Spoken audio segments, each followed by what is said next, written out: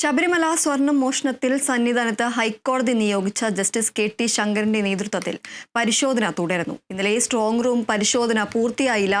വിവരങ്ങളുമായി പ്രസാദ് ചേരുന്നു. പ്രസാദ്, ഇന്നലെ ഈ ഒരു സ്ട്രോങ് റൂമിന്റെ പരിശോധന പൂർത്തിയാകാത്തൊരു സാഹചര്യമായിരുന്നു. ഇന്നും ഈ ഒരു പരിശോധന തുടരുമെന്ന വിവരമാണ് പുറത്തു വരുന്നത്. കൂടുതൽ വിശദാംശങ്ങൾ എന്തൊക്കെയാണ്? ഹലോ ദീപ്തി, പ്രസാദ് പറഞ്ഞോളൂ. ഇന്നലെ പ്രധാനമായും ജസ്റ്റിസ് ശങ്കരന്റെ നേതൃത്വത്തിൽ സ്വർണ്ണപ്പാളിയുടെ പരിശോധനയാണ് പ്രധാനമായും നടത്തിയത്.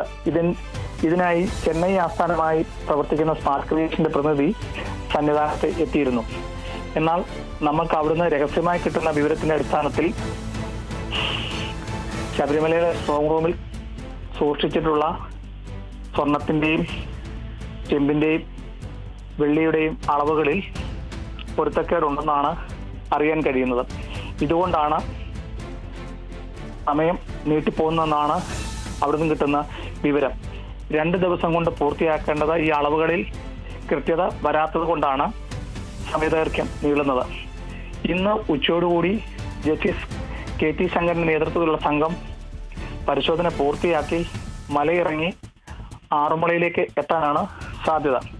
എന്നാൽ അപ്രതീക്ഷിതമായി ഹൈക്കോടതി നിയോഗിച്ച പ്രത്യേക അന്വേഷണ സംഘം, അതായത് തൃശ്ശൂരിലെ പോലീസ് അക്കാദമിയിലെ ഡയറക്ടർ എസ് ശശിധരന്റെ നേതൃത്വത്തിലുള്ള 3 അംഗ സംഘം ഇന്നലെ സന്നിധാനത്ത് എത്തിയിരുന്നു. അവർ എത്തിയത് ദേവസ്വം വിജിലൻസിന്റെ റിപ്പോർട്ടിന്റെ അടിസ്ഥാനത്തിൽ അന്വേഷണം ആരംഭിക്കാൻ വേണ്ടിയാണ് ഹൈക്കോടതി നിയോഗിച്ച പ്രത്യേക അന്വേഷണ സംഘം സന്നിധാനത്ത് എത്തിയത്. അവർ കട്ടളപ്പാടിയും മറ്റും മകഫറും പരിശോധിച്ചു. അതിലെ പൊരുത്തക്കേടുകൾ ബോധ്യപ്പെട്ടു.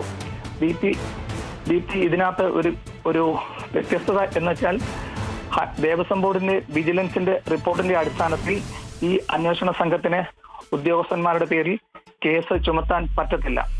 അവർ ഹൈക്കോടതിയിൽ നിന്നും പ്രത്യേക അനുമതി വാങ്ങി ഓരോ ഉദ്യോഗസ്ഥന്മാർക്കും നോട്ടീസ് നൽകിയതിനു ശേഷമാണ് ഈ അറസ്റ്റോ മറ്റു കേസുകളോ രേഖപ്പെടുത്താൻ കഴിയത്തുള്ളൂ.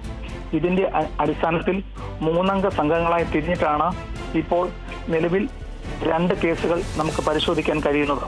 ഒന്ന് 2019 ദേവസ്വം ബോർഡും 8 ഉദ്യോഗസ്ഥ പ്രതികളായിട്ടുള്ള ഒരു കേസും ഉണ്ണികൃഷ്ണൻ പോറ്റിയും 10 പ്രതികളായിട്ടുള്ള മറ്റൊരു കേസുമാണ് അന്വേഷണ സംഘം പ്രത്യേകമായി അന്വേഷിക്കുന്നത്. ഇതിന് ഉടൻ തന്നെ അന്വേഷണം ഉണ്ടാകുമെന്നുമാണ് അറിയുന്നത്.